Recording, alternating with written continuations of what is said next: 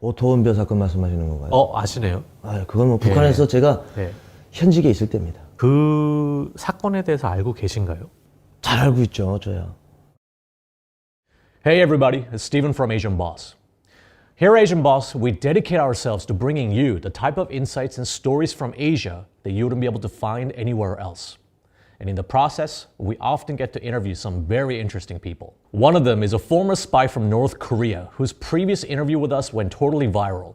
And guess what? He's back for round 2. If you're curious about the inner workings of the North Korean spy agency at the highest level, make sure to watch the following interview in its entirety. You know, by releasing sensitive videos like this, we are certainly not doing ourselves any favors here because we're not monetizing it, and this video might get taken down or get shadow banned by the algorithm. So, at the very least, try to show your support by liking this video and subscribing to Asian Boss. Alright, let's dive right in. 저번에 이제 저희랑 인터뷰를 하고 네. 주변에서 좀 반응이 어땠나요? 아유, 그 영상이 업로드 된 다음에 한 일주일 동안인가요? 한 달 동안인가요? 이메일을 다 보질 못했어요. 외국에서 많이 왔기 때문에 한글로 돼 있으면 내가 다 읽을 텐데 그쵸. 영어로 돼 있어가지고 파파고를 돌리면서 보다 하니까 그 영어 예, 번역 너무 앱 스트레스 같은 거를. 받더라고요, 그것도. 이제 사람들이 이 북한이란 나라에 대해서 관심이 있어 하고 또 거기서 이제 되게 높은 위치에 계셨던 분이라서 이제 그런 인사이트를 많이 좀 공유를 해주실 수 있었던 것 같아요. 그러게 말입니다. 그 영상 이후에 진짜 뭐 많은 분들께서 응원의 댓글들을 많이 보내주셨어요. 뭐 북한에 대해서 새롭게 알게 됐다. 그리고 또 북한에 대해서 관심을 가지게 됐다. 그리고 또 그 전에 알고 있던 것과 좀 다른 것도 있다. 그래서 저도 깜짝 놀랐습니다. 뭐 전 세계에서 그렇게 응원의 메시지를 보내줄 줄은 꿈에도 생각 못했거든요. 이제 그 인터뷰를 한 다음부터 지금 현재는 어떻게 지내고 계신가요? 그 이후에 제가 조금 부족한 부분도 많고 해가지고 좀 공부를 해야 되겠다 해가지고 지금 대학원을 다니고 있어요. 한 2학기까지 다녔어요. 네, 2학기까지 다녔는데 그것도 역시 또 돈이에요. 그래서 이거 좀 어려움이 있어가지고 3학기에는 지금 휴학을 하고 있습니다. 그리고 이제 또 저번에 저희랑 같이 이걸 하고 나서 그때는 또 코로나가 없었잖아요. 맞아요. 그때 근데 코로나가 없었는데 또 코로나가 갑자기 또 코로나 터지는 바람에 네. 코로나는 어떻게 좀 그런 시기는 어떻게 잘 견뎌내셨나요? 뭐 저뿐만이 아니고 뭐 전 세계적으로 뭐 어려움을 겪었잖아요. 저도 뭐 역시 그 속에 한 명이죠. 코로나 상황으로 해가지고 일할 자리도 없었어요, 솔직히. 네, 그래서 조금 되게 어려움을 많이 겪은 것 같아요. 네. 계속 또 일해야 되고 또 공부도 하셔야 되고 네, 맞습니다. 하는데 오늘 또 이렇게 기회가 또 됐네요. 예. 아휴, 그러게 말입니다. 뭐 어떻게 좋은 날도 있겠죠, 앞으로. 어떤 게 가장 큰 고민이세요, 요즘은?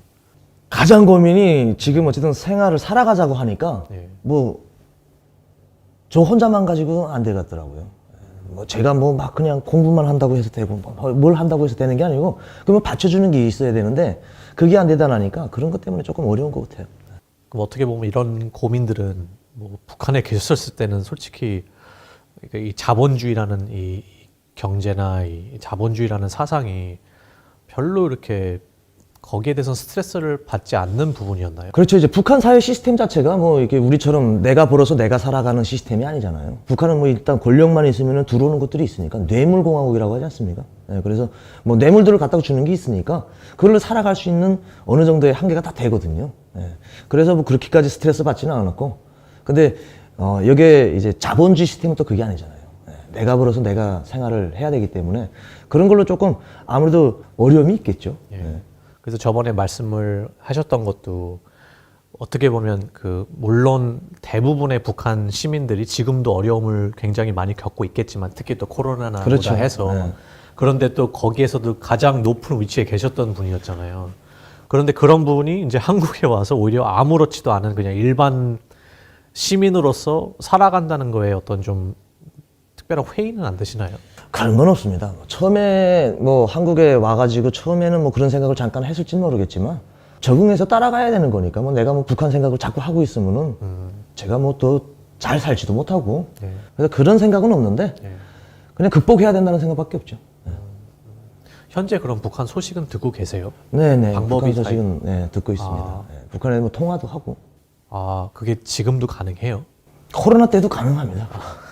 왜냐하면 북한 사람들은 북한 이제 가족들이 있잖아요. 저희 가족하고는 연결이 안 됩니다. 저희 가족은 이제 완전 이남 쪽에 살아가지고 안 되고 이제 국경 쪽에 있는 사람들하고 연락을 하죠. 그 사람들도 이제 한국에서 돈을 받아서 써야 되기 때문에. 근데 저희가 듣기론 이제 코로나 때문에 모든 국경을 지금 다 봉쇄를 그렇죠. 한 상황이라고 했는데 그게 사실인가요?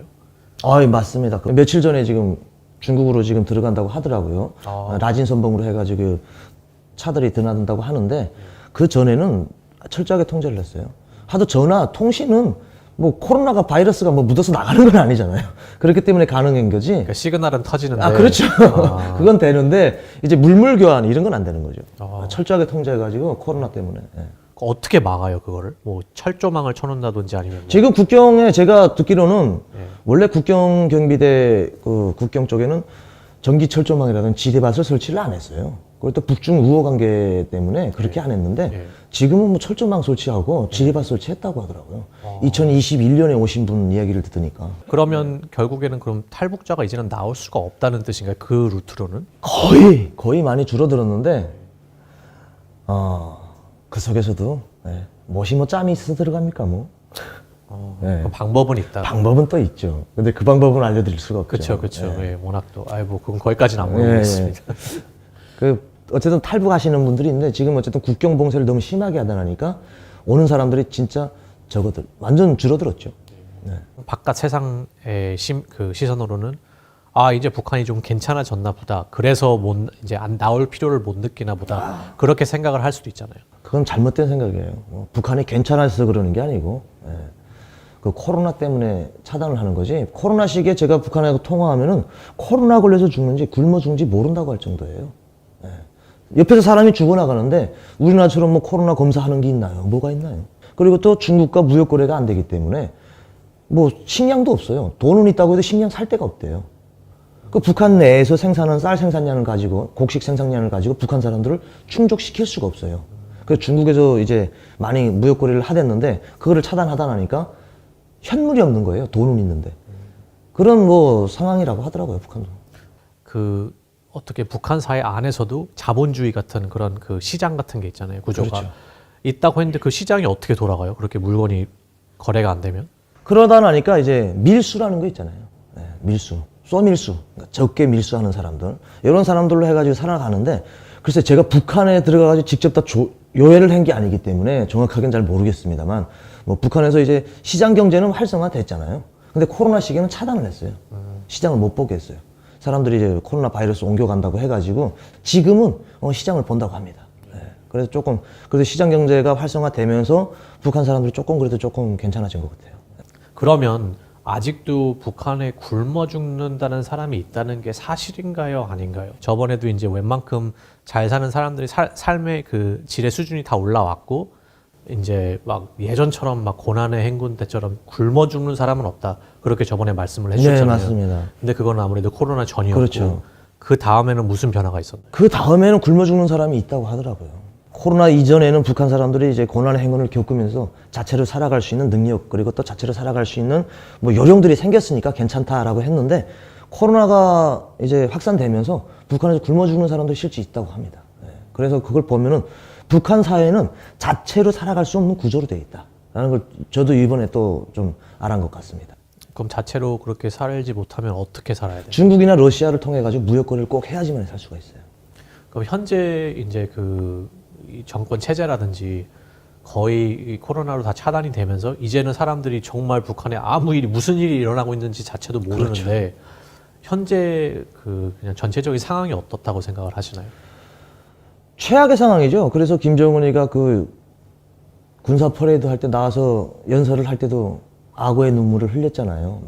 북한 주민들에게 동정파리 한 거예요. 이렇게 어렵게 제2의 고난의 인군을 하겠다고 할 정도로 그만큼 북한 지금 시스템이 지금 사회 자체가 어렵다는 거예요. 그래서 최근에도 보니까 뭐 김정은이가 자기 딸을 다 데리고 나오고 하잖아요. 그 보여주는 이미지를 북한 주민들에게 보여주는 건 그런 거죠. 나도 뭐 폭력 정치를 하는 지도자가 아니라 누군가의 아빠다. 그러니까 이런 좀 친근감을 좀 보여주기 위해서 많이 노력을 하는 것 같아요. 그걸 안 하면은 북한 사람들이 야, 북한에서 잘 살아진다고 하더니 언제 잘 사는 거냐 도대체. 이런 동요가 생길까봐 이모저모 아무래도 북한 체제 당국에서도 많은 고민을 하는 것 같습니다. 그런 것들을. 그리고 이제는 웬만한 이제 북한 시민들이 다 해외에서 들어온 뉴스나 그런 웬만하면 다 안다고 하셨는데 그런 것도 이제 그러니까 모든 정보 그런 게 다 끊긴 건가요? 그래서 사람들도 이제는 밖의 세상에 어떻게 돌아가고 있는지도 모르고 그런 상황인가요? 이제 국경 쪽에는 이제 중국 TV가 많이 나온다고 합니다. 그런 걸로도 이제 정보 공유가 될 수 있고, 그리고 또 이제 황해도라든지 강원도 쪽에는 대한민국 TV가 또 바로 나옵니다. 그래도 그걸로 해가지고 또 이제 다른 세상을 볼 수 있고 하기 때문에 그 정보 공유하는 거에 대해서는 사람이 다니지 않고도 얼마든지 할 수 있는 거지 않습니까? 예, 그래서 그거는 아직까지 저는 되고 있다고 봅니다. 그래서 최근에 온 사람들 이야기를 들어봐도 그렇고 북한 사람들의 마인드도 많이 바뀌었고, 예. 그리고 어떻게 바뀌었다고 생각을 하세요? 세계관도 많이 바뀌었다고 하더라고요. 예. 국가에 의존해서 사는 것이 아니라 내가 살아가야 된다는 이런 마인드로 많이 바뀌었고, 예. 그래서 이제 뭐 체제라는 것보다도 개인주의, 예. 그러니까 자본주의 시스템이나 같죠. 뭐. 예. 그러면 지도자 입장에서는 그런 사람들을 이제 컨트롤하기가 더 어려워지는 거 아닌가요? 당연히 그렇죠. 그래서 우리나라에서는 뭐 MZ 세대라고 하지 않습니까? 북한에서는 이제 새 세대 또는 장마당 세대라고 해요. 장마당 세대. 네, 장마당 세대. 김정일 시대 때 이제 고난의 행군 시대에 태어난 사람들을 이제 장마당 세대라고 하거든요. 그 사람들은 국가 체제에서 주는 배급제, 예, 국가 관리 체제에서 하는 그런 혜택을 받지 못한 애들이에요. 그런 세대들은 이 가치관이 너무 많이 변해가지고, 그래서 오죽해서는 김정은이가 2020년도에도 이제 반동사상 문화 배격법, 뭐 이런 말 같지도 않는 법들 만들어 놓고, 그리고 2021년도에는 청년 교양 보장법을 만들어 놨어요. 그게 무슨 법이에요? 청년들을 교양하는 법이에요. 아, 네, 그러니까 이 사상이 오직 빨간 물로 들어있었는데 지금 황색 바람으로 들어있다 해가지고 청년들을 교양하라, 이런 법들을 만들어 놓은 거예요. 그러니까 명분을 제시한 거죠. 그전에는 명분이 없었거든요. 처벌하는 명분이. 근데 이제 이 청년들을 처벌하기 위해서는 법화 시켜놓은 거죠. 무슨 명분이 있으니까 너는 여기 맞지 않는다 하고서 처벌하는 거죠. 그 처벌이 어떻게 처벌을 하나요? 그래요. 그 사람의 죄명에 따라서 다르겠죠. 예. 뭐 어떤 뭐 이 사람이 불순 녹화물을 봤다든지 뭐 황색 바람이 들었다든지 뭐 그런 명분 하에서 이제 거기에 조항에 따라서 처벌을 하는 거죠. 근데 옛날에는 이제 처벌이라고 한다면 드는 생각이 뭐 공개 처형, 예. 뭐 아니면 무슨 뭐 아우지 탄광 그런데 그런 게 아직도 있나요? 공개 처형은 있죠. 시범 기회라고 해가지고. 아직도 있어요? 예, 저도 2016년에 오기 전에도 공개 처형을 11년도에도 한 번, 12년도에도 두 번, 두세 번 정도 했어요. 예. 직접 하셨어요? 제가 직접 하진 않고요. 저는 그때 대학 때니까. 그때 공개 처형하면은 또 북한 사람들 다 모이라고 하거든요. 그 지역에 있는 보라고. 사람들은. 예. 예. 와서 보라고. 저 사람이 어떤 죄를 짓고 죽는지를 너네가 와서 보고. 그러니까 공포정치예요, 한마디로. 한 명을 죽여서 열백 천만을 교육하자는 거예요. 예. 그리고 이제 아오지 탄광 말씀을 하셨는데 지금은 아오지 탄광 가는 거 그렇게 많지 않아요. 아, 그래요? 예. 지금은 아오지라고 하지 않죠. 또 이름도 바뀌었던데 뭐 아오지 탄광 보내고 그러는 거는 진짜 뭐 중대범들? 그 중대범이라는 그 기준이 어느 정도 죄를 지어야지 정말 이거는 뭐 국가 정치범으로도 몰린다든지 그런 게 가능한가요? 김씨 비방. 예. 김일성이 김정일이 김정은이 비방하는 거나. 예. 그리고 또 체제 비난. 그리고 또 저게 장성택이 사형당한 것처럼 예. 수령을 이렇게 뭐 손가락질 한다든지 예. 그런 것들. 그 사건을 모르는 저희 해외 시청자들한테 그게 어떤 사건이었는지 잠깐만 간단하게. 장성택의 사건이요? 예. 장성택의 사건은 이제 최고 지도자인 김정은이를 무시하고 자기가 제1인자로 돼갔다라고 해가지고 일본 동지를 불렸던 거예요. 현지 지도라고 하죠. 김정은이가 어디에 이제 나가면은 같이 나가가지고 똑같이 걸어가고, 그리고 또 뭐 어깨 동무를 한다든지 손으로 툭 친다든지, 그러니까 최고 존엄을 무시하는 행위를 한 거다라는 걸로 해가지고, 그리고 또 낮은 선봉을 팔아가지고 자기 돈주머니를 챙겼고, 그리고 자기만의 또 영역을 만드는 거예요. 그런 걸로 해가지고 최고 지도자 존엄 모욕이죠. 그걸로 해가지고 기본적인 거 그거예요. 저희가 대학 때 처형당했는데 그 사람이 그거 가지고 저희 모임도 했어요. 장성택이는 죽여야 된다 뭐 하면서 뭐 또 막 북한 주민들 또 불씨를 일으켜가지고 선동시키는 거죠. 장성택이가 왜 더욱더 다른 사람하고 다른 거는 고모부잖아요. 그렇죠. 예. 자기 가족 고모부예요. 예. 아니 그걸 죽인다는 게 솔직히 북한 사람들도 보기에가 너무 처참한 거죠. 그러니까 그거를 정당화하기 위해서는 그런 것들을 많이 선전을 하는 거예요. 이 사람이 장성택이라는 사람이 어떻게 잘못했다는 걸 그냥 쫙 선전을 하는 거죠. 그래서 자기한테 있던 좀 위험성이 있는 장성택이를 처형함으로써 자기 집안을, 자기 권력을 만드는 거죠. 그런 시스템입니다. 그럼 현재 그 권력 유지가 계속 이런 식으로도 가능하다고 보시나요? 저는 지금 현재는 김정은이 상태에는 지금 권력이 자기 집안을 얼마든지 이제 다져졌다고 봐요. 가도 이제 집권한 지가 10년이 넘었잖아요. 그러면은 이젠 북한에서 총성이 2016년 이후부터 좀 뜸했어요. 왜 뜸했냐면 그만큼 자기가 이제 토대를 다 닦았다는 거죠. 처음에 김정일 때도 같았어요. 김정일 때도 1995년도에 북한 가는 곳마다 사용을 했어요. 자기 집안을 꾸리기 때는 처음에는 공포 정치를 합니다. 너네 이렇게 했다 그냥 다 가차없이 죽인다 이런 거죠. 김정은이도 똑같아요. 제비 닮아가지고 그냥 그대로 따라하는 거예요. 그럼 이제부터 무슨 뭐 내부에서 뭐 반란이 일어난다든지 그런 확률이 낮은 거네요. 어떻게 보면. 그런 거는 솔직히 초창기였으면 없다고 생각을 해요, 저는. 초창기에는 조금 그런 걸로 해가지고 좀 일어날 수 있는 조건이 되겠지만, 이제는 자기 집안을 다 꾸려놨기 때문에 어렵죠. 근데 지금 이제 전 세계적으로 많은 뭐 예전에는 없었던 뭐 러시아나 우크라이나 전쟁도 있고 또 이제 미국도 이런 미국 나름대로의 상황이 있는데 이 세상 돌아가는 지금 어떻게 돌아가고 있다고 생각을 하시나요? 일단 뭐 러시아하고 우크라이나 전쟁 때문에 세계 경제적으로 많이 인상됐잖아요. 다 너무 오르고 한 것도 있지만, 뭐 기름값이라든지. 네, 그렇죠. 근데 우크라이나하고 러시아 전쟁을 보면서 저는 군사 서열 가지고는 전쟁을 해가지고 이거 평가를 못 하겠구나라는 거를 좀 느꼈어요. 러시아가 뭐 군사 2위잖아요. 그리고 뭐 우크라이나는 뭐 18인지 뭐 그렇게 되는 것 같더라고요. 그런데 뭐 전쟁이 아주 당장 끝날 줄 알았는데 지금 거의 1년 동안 지속되고 있어요. 네. 그리고 전쟁이 하면서 사람들이 죽고 하는 걸 보면 이 전쟁은 전 세계적으로 일어나지 말아야 되겠구나. 네. 특히나 이 남북 관계는 더욱더 그렇잖아요. 저희는 아직 휴전 상태잖아요. 네, 휴전 상태이기 때문에 언제 전쟁이 터질지 모르거든요. 그걸 보면서 이 전쟁은 어쨌든 불행을 가져다 준다. 네. 그러면 이제 러시아랑 우크라이나가 그러고 있는데 한국이랑 북한도 특히 이런 정권 그런 마찰이라든지 그런 문제로 뭔가 일어날 수 있는 확률이 있다고 더 높아졌다고 생각하시나요? 이제 좀 더 낮아졌다고 생각을 하시나요? 높아졌죠. 네, 뭐 제가 뭐 여야를 떠나서 어쨌든 어떤 당이라고 해야 되나? 그게 뭐 여야를 떠나서 어쨌든 뭐 어떤 사람이 대통령이 되는가에 따라서 남북 관계 문제가 달라지잖아요. 뭐 평화적이냐 아니면 뭐 조금 도발적이냐 뭐 이런 거로 바뀌어지는데 저는 평화주의자인데 퍼주기식은 별로 좋아하지 않아요. 이렇게 얼리잖아요. 계속 얼리면서 뭐 전쟁하지 말자, 우리 좀 편하게 지내자라는 거는 좀 찬성하지는 않습니다. 그렇게 좋아하지는 않고요, 그런 거. 그렇다고 또 지금처럼 너무 강대강 대치도 그렇게 좋아하진 않아요. 근데 북한에서는 지금 계속 도발을 하고 있잖아요. 뭐 작년에만 해도 뭐 미사일 시험을 70여 차례 진행을 했어요. 많이 하고 있죠. 엄청 많이 했죠. 뭐 제일 많이 한 것 같아요.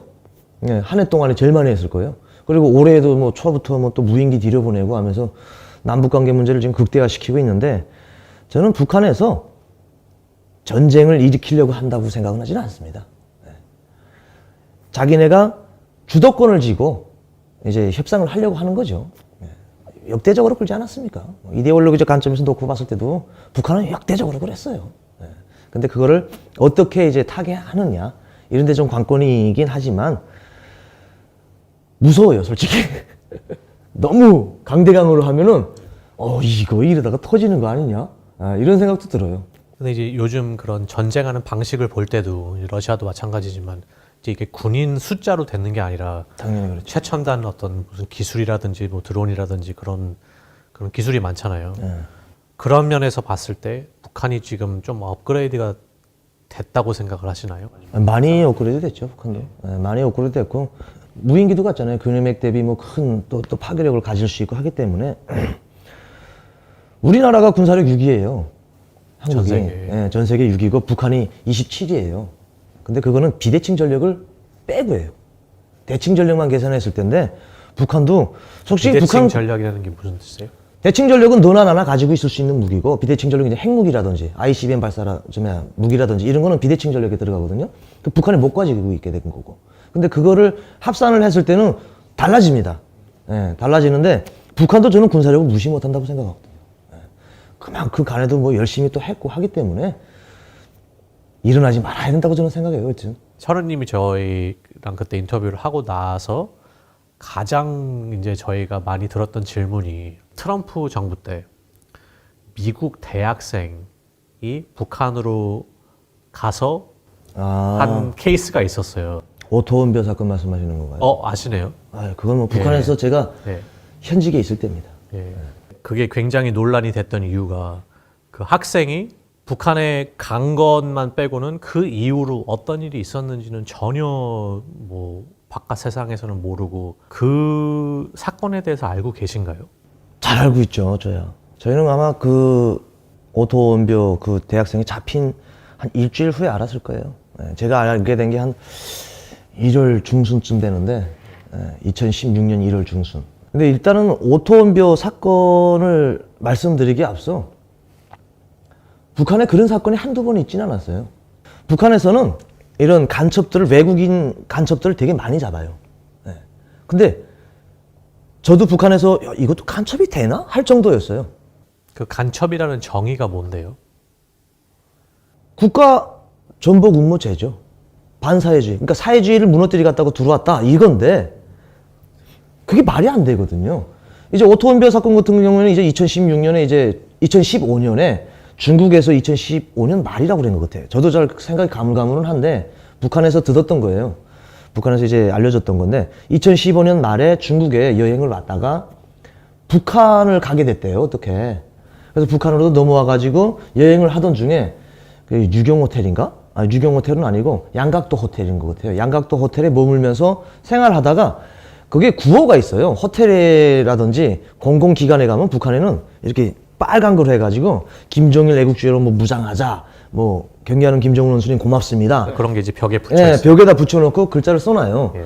근데 거기서 이제 김정일자를 뭐 어떻게 했대요. 그걸 이렇게 뜯었다는지. 근데 그걸로 해가지고 국가전복음모제라고 하더라고요. 그래서 저것도 국가전복음모제인가? 그러니까 왜 국가전복음모제냐? 이 사람이 무의식적으로 한 게 아니고 중국에서 2015년 말에 있으면서 CIA로부터 사주를 받았다는 거예요. 북한 가서 이렇게 해오라 라고 사주를 받았기 때문에 이건 간첩행위다 라는 거예요. 그래서 정부 측에서 그렇게 주장을 했다는 그렇죠. 거죠. 북한 당국에서 그렇게 주장을 한 거예요. 그것도 보위부에서 취급을 했잖아요. 그 다음부터 이제 그 오토원벼 그분이 이제 2017년 6월 19일에 이제 돌아가셨잖아요. 거기에서 이제 와가지고 고문을 했다는데 북한에서 고문은 제가 보기에는 그렇게 많이는 안 했어요, 솔직히. 물고문은 있거든요. 그 뭐 내심처에서는 다 해요, 거의나. 그렇게 많이는 안 했는데 그분이 감옥에 있으면서 간수들이 있잖아요. 간수들이 많이 때렸대요. 왜 때렸냐면 언어가 안 되잖아요. 영어를 하기 때문에. 이 사람이 영어를 하기 때문에 한국말을 잘 모르거든요. 그렇기 때문에 이 사람들은 간수들은 수감자한테 한국말로 말할 거 아니에요. 근데 이 사람은 수감자는 영어로 말하는 거예요. 그러니까 짜증이 나는 거예요.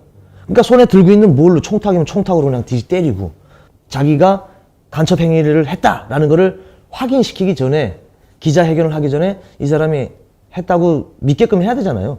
그래가지고 그분이 북한에서 고문을 막 해가지고 옛날처럼 정기 고문하고 그러진 않는데 우리가 알고 있는 것처럼 고문이라고 하면은 고문실이 따로 있어요. 일반적으로 우리 북한에서 오신 분들이 고문을 받았다고 하는데 조사 과정에 그건 구타라고 하죠, 흔히.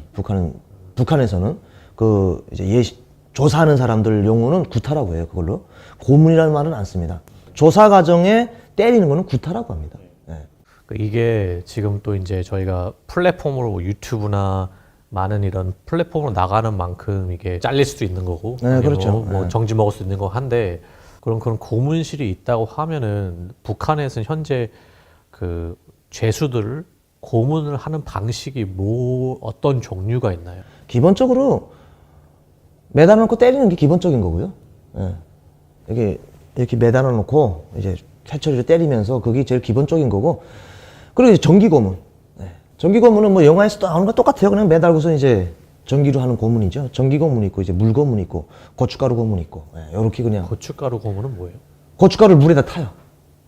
그 타가지고 콧구멍에다 먹이는 거예요. 얼마나 고통스럽겠습니까? 그런 것들이 있습니다. 그런 고문을 하는 이유가 뭐예요? 대부분 어떤 뭐 자백을 얻어내려거나. 이건 이 사람들이 북한에서 이 간첩을 하고 잡았는데 대화를 해보면 간첩이 아닌 거예요. 그럼 이 사람이 북한에서 그 사람이 간첩이 아니라서 그냥 놔주려고 하면 어떻게 되겠습니까? 국가 이미지가 어떻게 돼요? 예. 그렇게 되면 무조건 너는 간첩이라고 말을 해라! 라고 시키는 거예요. 그 사람이 간첩이 아니어도. 그렇죠. 그럼 너무 고통스러워서 자백을 그냥, 뭐 자백은 아니지만, 아, 그래, 내가 했다라고. 그래. 내가 했다. 나 진짜 간첩 임무 받고 왔다. 라고 하는 거죠. 그리고 또 가장 중요한 거는 북한에서 미국인 대학생이라든지 미국인 기자라든지 이런 사람들을 되게 간첩 혐의로 많이 몰아요. 2009년도죠. 2009년도에도 전 미국 대통령 클린턴이 북한에 갔댔잖아요. 클린턴도 북한에 갔던 것도 그것도 간첩 사건 때문에 그래요.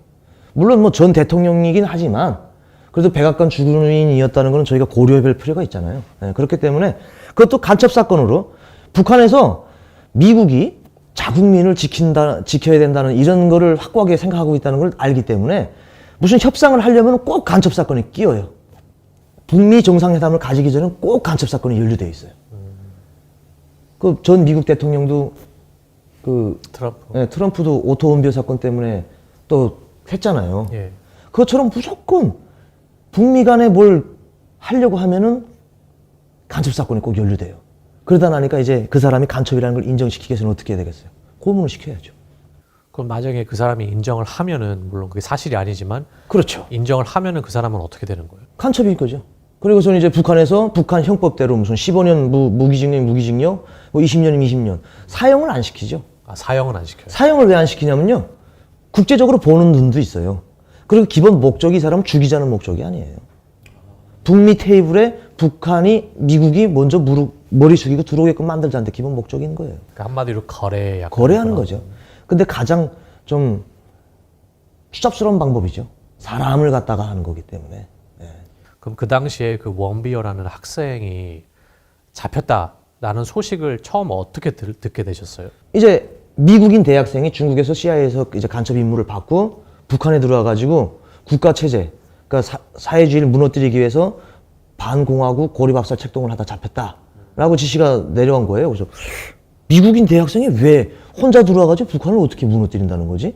저는 되게 의아했죠. 예.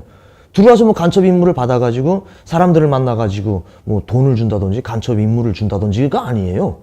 근데 우리 내적으로는 이제 지도원들끼리는 그런 말을 하죠. 나이 먹은 분들이다. 저는 또 철없이 철딱서니 없이 나이가 22살인지 뭐 이렇게 나이가 어리더라고요. 철딱서니 없이 놀다가 또 잡혔구나. 이렇게 생각을 하는 거예요. 저희는 일반적인 사람들은 그렇게 다 생각하고 있었어요. 철없이 놀다가 잡혔다라고 생각을 하고 있었어요. 근데 갑자기 이제 간첩으로 되고 막 복잡해지는 거예요. 예. 그럼 그때 계셨던 부서에서는 하는 일이 어떻게, 주로 업무가 어떻게 되셨어요? 저는 전에도 말씀드렸지만 이제 스파이들, 스파이 교육하고 육성하고 이제 임무 주고 이런 쪽이죠. 예. 그럼 직접 그 원비어 케이스랑 직접적으로 엮이진 않으셨죠? 아니, 저는 직접적으로 엮이지는 않았어요. 그러니까 제 동료들이 또 그런 뭐 부서에 있을 거 아니에요. 그래서 그 사람들이랑 이제 통화하면서 얘기 듣고 하는 거죠. 야, 너 간첩 그 원비어인지 간 말이야? 어떻게 된 거야? 하면서 이렇게 물어보는 거죠. 그러니까 그때 당시 원비어라고 하지도 않았어요. 미국 간첩 그놈 어떻게 됐어? 이렇게 물어보는 거죠. 북한에서 간첩이라고 했는데 뭐 내가 간첩이 아니다라고 할 수는 없잖아요.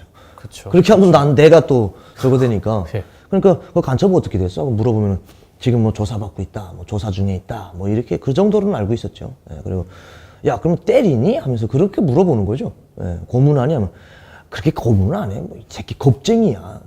그러니까 그때 당시 이제 조사하던 사람들 중에 이제 그 얘기를 하면 미국인은 겁쟁이다라는 소리를 되게 많이 했어요. 근데 겁쟁이다가 아니고 지네가 그렇게 하는데 겁을 안 낼 수가 없죠. 예. 어두컴컴한 데서 갖다 잡아놓고서 하는데 그 겁을 안 낼 수 있는 사람이 있을까요? 젊은 사람이. 그래서 그때 기자회견할 때도 막 울고 그랬잖아요. 뭐 자기가 간접. 그 사람이 솔직히 그 아마 억울해서 그랬을 거예요. 예. 아닌데 자기가 인정했으니까. 인정했는데 어쩔 수 없잖아요. 뭐 매 맞으면서라도 어쨌든 인정을 했으니까. 조금 이건 비극적인 일입니다. 그때 기자회견을 했을 때 그게 어떻게 보면 전 세계 다 나갔잖아요. 근데 막 울면서 뭐 잘못했다 약간 그런데 그 자백을 그러면 받아냈다는 그게 이제 강압적으로 받아낸 거죠.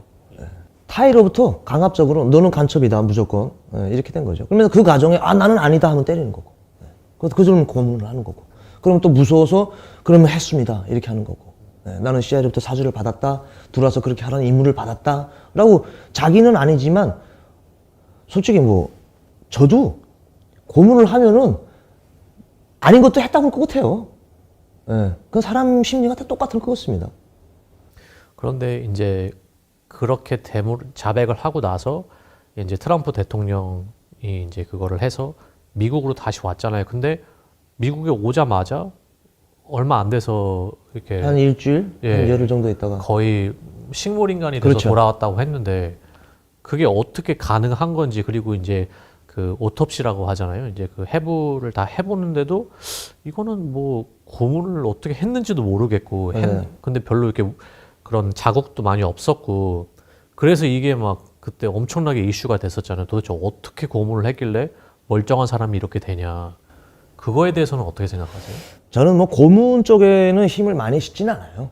근데 오토 원비어가 이제 만약 미국에 돌아와가지고 북한에서 이제 조사 과정에 있었던 것들을 북한이 뭐 반인적 범죄 행위를 많이 감행하고 있잖아요. 그 인권이 무시되는 나라고 하기 때문에 그런 거에 대해서 나는 솔직히 간첩 행위를 하지 않았는데 거기서 이제 고문도 하고 때리면서 나를 간첩으로 인정하라고 했다 하면서 또 하면은 또 전 국제적으로 또 어떤 또 일어날 일들을 북한도 알고 있어요. 그렇기 때문에 저는 고문에 무게를 두는 게 아니고 다른 약물에 저는 많은 조금 무게를 둡니다. 가서 이 식물인간으로 만들어가지고 말도 못하게 해놓고 북한에서 있었던 일들을 아예 비밀로 묻어버리는 거예요. 근데 그게 어떻게 가능해요? 왜냐하면 오히려 약물이라고 하면 나중에 더 몸 안에서 이제 검출되고 할 네. 확률이 높아서 이제 뭐 과학자들도 많은데 그걸 다 조사를 할 수 있잖아요. 검사를 할 수 있잖아요. 북한의 생화학 무기도 많이 발전했잖아요. 그 말씀은 정말 이제 어떤 약물을 써서 그렇죠. 저는 그 짝으로 많이 생각합니다. 그 삼촌인가요? 김정은이 삼촌인가요? 그 죽이는 그 김정남이 죽이는 것도 암살하는 것도 그렇게 하지 않았습니까? 그런 거 비슷하게 저는 그런 식으로 한 것 같아요. 무슨 진짜 얼굴에 편하게 뭐 머리가 부러지게 뭐 때려가지고 막 그렇게 안 했잖아요. 그런 거는. 그런 건 전혀 안 했기 때문에 그런 쪽으로 해가지고 북한에는 국제적으로 통제되는 거는 진짜 많이 발전을 했어요. 자기네가 많이 연구를 하고 있고. 아, 그런 연구소가 따로 있어요. 있죠. 당연히 있죠. 그렇기 때문에 저는 그런 쪽으로 분명히 그렇게 했을 것이다. 저는 그렇게 생각하고 있습니다. 그러면 그런 어떤 약물을 썼다든지 그런 거는 정확히는 모르시죠? 그렇죠. 그것까지 제가 알면은 얼마나 좋겠습니까. 근데 그런 거는 제가 전공도 아니고. 그때 왜 국제사회에서도 난 왜 가만히 있었는지 이해가 안 돼요. 뭐 조용했다기보다는 뭐 어떻게 하긴 뭐 그렇죠. 뭘 조용했다는 할수 있는 것보다도 게 할 수 있는 게 없잖아요. 없으니까 북한한테. 예. 뭐 그 간에는 뭐 진짜 불량배 국가라서 지네가 간첩이라고 하면 그냥 간첩으로 끝까지 밀고 나가는 거니까. 그 젊은 청년을 그렇게 아휴. 앞으로는 그런 일이 북한에서 더 일어날까봐 솔직히 미국인이라든지 이런 분들 북한 여행을 저는 권고하지는 않습니다. 솔직히. 가지 말라고 합니다. 어느 사건에 어떻게 말릴지 모르니까. 그냥 북한에서 간첩으로 몰면 그냥 간첩이에요. 그 청년이 죽게 된 계기가 약물 강제 복용이나 그런 거에 그게 얼마나 확실하시나요? 지금 왜냐면 외부적으로 그런 타상 그런 그게 많이 없으니까. 그러게요. 저는 뭐 그냥 북한에서 살한 경험을 토대로 해가지고 말씀을 드린다면은 이제 스트레스로 인해 가지고 아마 병원에 입원했을 것 같고, 병원에도 분명히 입원했을 것 같고, 병원에서 이제 많이 그런 걸 한 것 같아요. 그래서 저는 뭐 이건 뭐 제 개인적인 생각입니다. 한 7, 80% 생각합니다. 100%라고 말씀드릴 수는 없고, 7, 80% 생각하고 있습니다. 약물에 의한 사망을 아마 일으키게끔 만들어 온 것 같습니다. 근데 그렇게 따지면 정말 그런 생물학적인 그런 어떻게 보면 그 무기가 있는 거잖아요. 그렇죠. 생화학무기 북한에서 자기네가 가지고 있다고 호언장담하고 있고요. 제가 북한에 있을 때도 북한에서 그랬어요. 북한이 가지고 보유하고 있는 생화학무기를 갖다가 터뜨리면 이 전 세계는 그냥 다 저거 된다고. 그럴 정도로 이승기 박사라고 유명해요. 북한에서. 한국에서도 아마 네이버에 치면 나올 겁니다. 그 사람은 전문 생화학무기만 연구한 사람이에요. 죽을 때까지. 순천 비난론 공장이 이승기 박사가 세운 거거든요. 마치 비난론을 연구한 사람이 이승기라고 하거든요. 북한에서는. 그 사람이 근데 생화학, 그거는 명색상 그냥 나는 비난론을 연구하고 있다 라고 해놓은 거고 생화학 무기는 이제 따로 또 연구한다 라고 그건 북한에서부터 알고 있었기 때문에 그렇기 때문에 제가 이제 오토 원비어에 대해서 이제 이거는 분명히 그쪽에 가깝다라고 말하는 게 그래서 저는 생각하고 있는 거예요. 전 세계에서 보는 눈도 많고 그렇죠. 막 이렇게 막 때리고선 아니, 그런 때리고 걸로 막 막 뭐 여기 뭐 터지고 하면 네. 얼마나 또 그러겠습니까? 그렇기 때문에 그걸로 하지 않고 그래서 이제 약물 중독으로 딱 해먹었다는 거죠. 생각하지도 못했었는데 그건 되게 어떻게 보면 무섭네요. 왜냐면 아무런 증거도 남지도 않을 정도로 네. 그렇게 치밀하게 할 수 있는 그런 약물 같은 게 있다는 게 전 그럴 게 있는지도 몰랐거든요. 아유. 그 이후에 제가 기사들을 보니까 뭐 북한에서 뭐 약간의 뭐 물고문이라든지 뭐 이거 뭐 턱이 약간 뭐 저거 됐다. 근데 그런 거는 솔직히 고문 웬만큼 그냥 간수들이 때려도 그렇게 되거든요. 솔직히.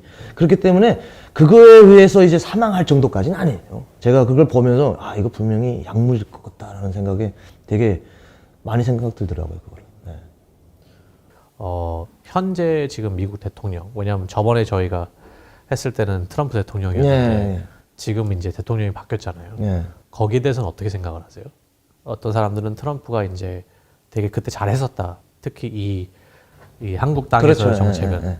그런데 막상 결과적으로 보면 없어요. 뭐가 특별히 없잖아요. 예.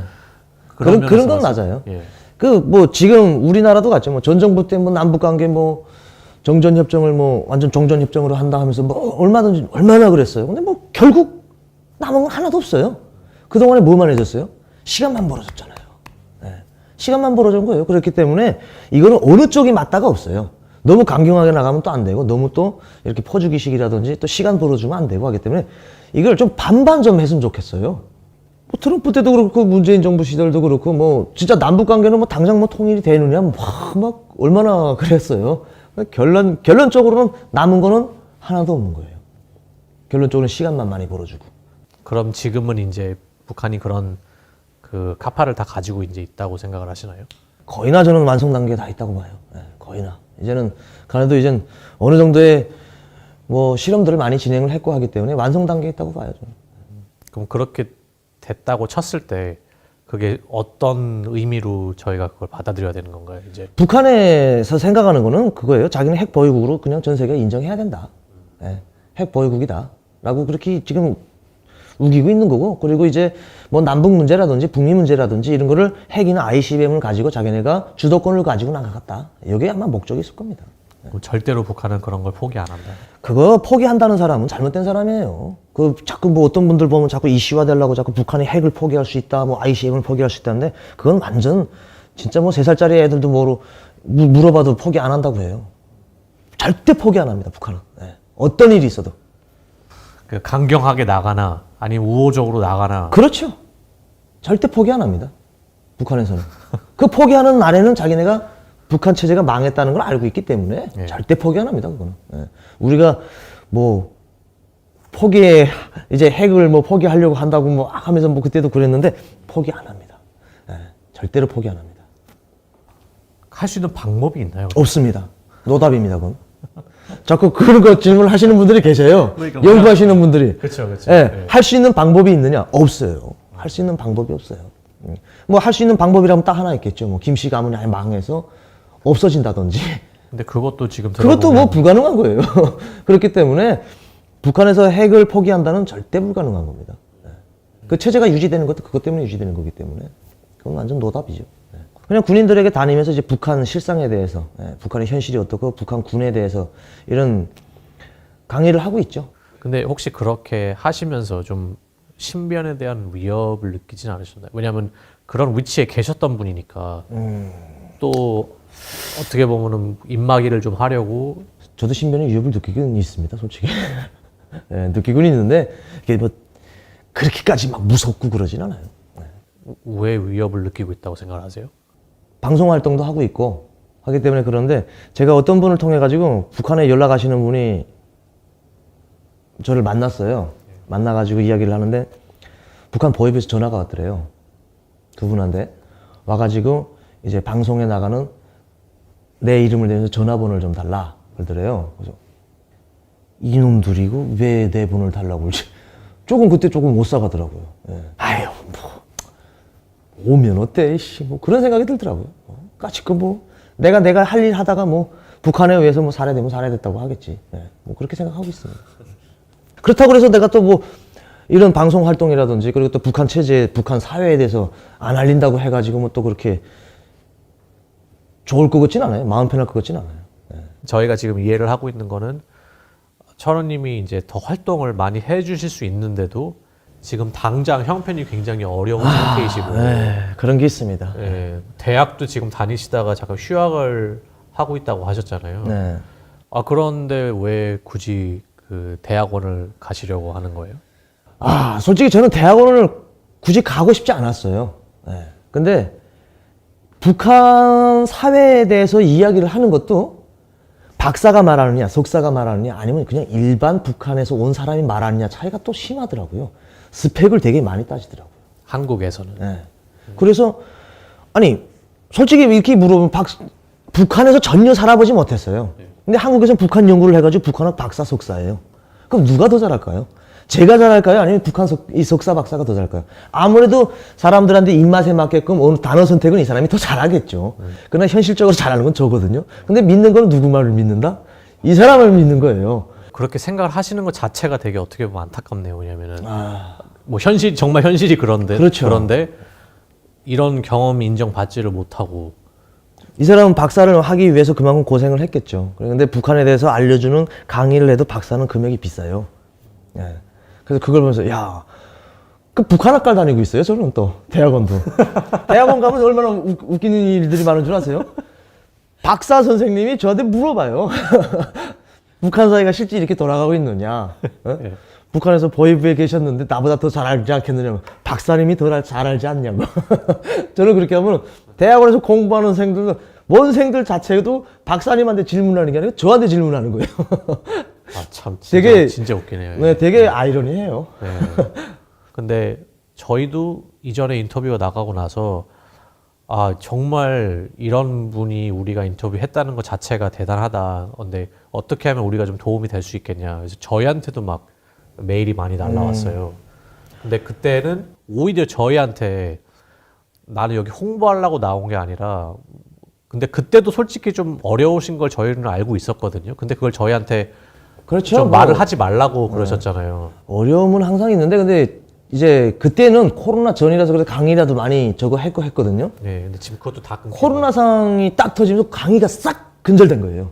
왜냐면 뭐 그때는 뭐 다 자가격리요 뭐요 하면서 막 이렇게 너무 산만할 때라서 강의들이 그냥 뭐 스케줄들이 그냥 다 취소되는 거예요. 못한다.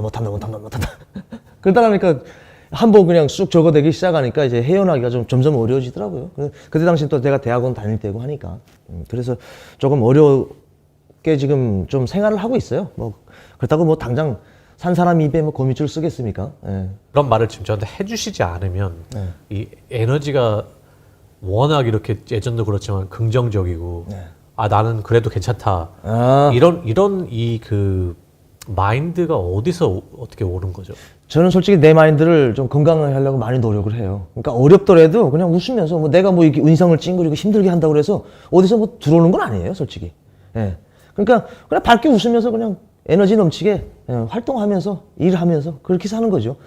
원래부터 그러셨어요? 이제 북한에 계실 때부터? 아니요. 북한에서는 그러지 않았습니다. 북한에서 안 그랬어요? 북한에서는 안 그랬어요.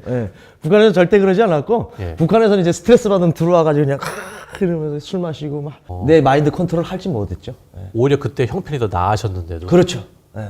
근데 지금은 형편이 조금 어렵더라도 그렇게 해야 내가 나 한 대만 그냥 내 건강에만 손해보는구나라는 거를 알게 돼가지고 그냥 솔직히 그래요. 저는 도와달라는 것도 가서 해맑게 웃으면서 도와달라고 그래요.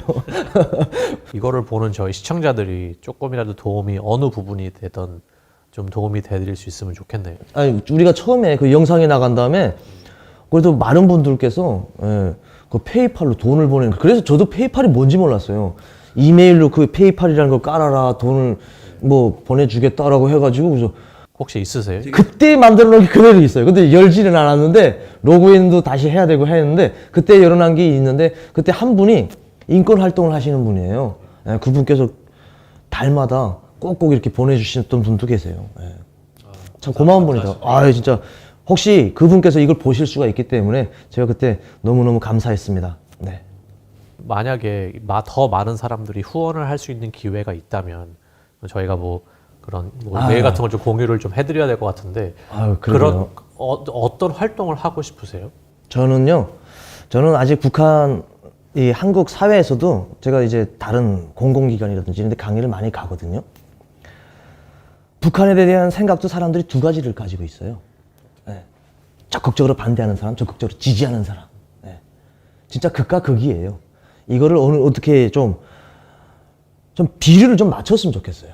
어떤 사람은 통일은 왜 하냐, 통일은 필요 없다. 물론 저는 통일을 반대하는 사람이에요, 저도. 예. 저는 통일을 반대합니다. 예. 왜 통일을 반대하냐면, 통일을 하면은 우리 대한민국이 전 세계적으로 살인국가 1위가 돼요. 살인국가. 살인국가 1위가 됩니다. 왜냐하면 사회주의와 이 자본주의가 갑자기 합쳐지잖아요. 극과 극이기 때문에 계속 싸울 수밖에 없어요. 예. 그래서 저는 통일을 반대해요. 그래서 10년이면 10년 동안에 남북 교류가 있어야 된다고 저는 생각을 하거든요. 그렇죠. 통일이랑 교류는 또 다른 다르죠. 거죠. 예. 예. 그래서 어느 무슨 섬이면 이제 교동도가 제일 저는 합당하다고 생각해요. 교동도는 남북이 다 다리를 놓고 왔다 갈 수 있는 지역이에요. 그래서 여기를 아예 그냥 오픈시키는 거예요. 교동도는. 그 북한 사람들도 왔다가 북한으로 가고 한국으로는 못 오는 거예요. 그리고 여기에서 남북 간의 이제 문화라든지 뭐 경제 교류라든지 이런 것들이 활성화가 돼가지고 어느 정도 밸런스가 맞춰지면 그때 통일이 돼야지 저는 좋아하지. 갑자기 되면 다 죽어요. 그 아이디어 좋네요. 어떤 지점을 정해서 네, 맞습니다. 저는 서로 그렇게 이렇게 생각합니다. 갈 수 있는 예. 그런 서로 교동도 같은 경우에는 북한에서도 가차고 한국에서도 가차와요. 우리는 나 있어요, 교동도에 다리가. 북한에만 놓으면 돼요. 예. 그럼 그 여기 섬을 커요, 거기 엄청 커요, 교동도가. 예. 그러면 그 남북이 왔다 갔다 하면서 여기서 이제 공동자치권이 형성이 되는 거죠, 여기는. 예. 사람들이 다니면서 북한 사람, 한국 사람 거기서 어울리는 거예요. 그러니까 여기서 아마 싸울 수도 있을 거예요. 왜냐면 모르는 사람들이 뭐 이제 막 맞지 않으니까 문화가. 근데 이건 소수의 싸움이잖아요. 통일이 되면 숱한 사람들이 싸울 거고. 그때 여기서 이미 다 경험을 하고 그리고 교류를 하고 뭐 북한 사람들은 분명히 올 거단 말이죠. 한국이라는가. 예. 그러면서 이제 한국 문화를 배우고 한국 사람들도 북한 사람들이 여기 말은 저렇게 억양은 세도 사람들이 그렇지는 않구나 하면서 이렇게 서로 몸으로 닿고 부딪히면서 그다음에 이제 서서히 오픈을 하는 거죠. 그런 걸 바라는 거지 갑자기 통일하는 건 제가 바라질 않아요. 예. 제가 하고 싶은 게 이제 한국 분들에게 북한 사회에 대해서 좀 정확하게 좀 거짓말 치는 걸 제가 싫어하거든요. 예. 그래서 이렇게 현실적으로 현실감이 있게 북한의 사회는 이렇고 좋은 것도 있고 나쁜 것도 있지 않겠습니까? 그러니까 좋은 건 좋고 나쁜 건 나쁘다. 그러기 위해서는 우리가 어떻게 대비해야 되고 이런 것들을 좀 알려주는 거 조금 그런 활동들을 좀 하고 싶어요. 예. 뭐 이제 앞으로도 더 자주 저희 쇼에 나와 주시고 네. 뭐. 저희가 링크는 공유를 해드릴게요. 네, 감사합니다. 네, 수고하셨습니다. 네, 좋았습니다. 예.